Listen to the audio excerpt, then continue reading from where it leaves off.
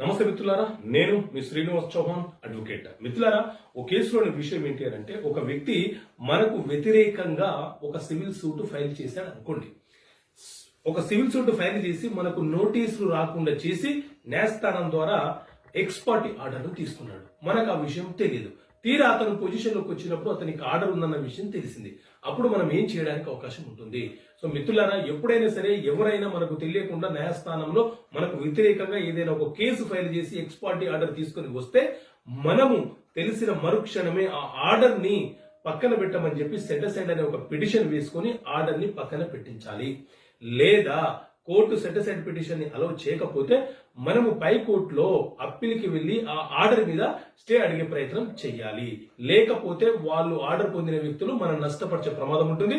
తస్మత్ జాగ్రత్త. జై హింద్.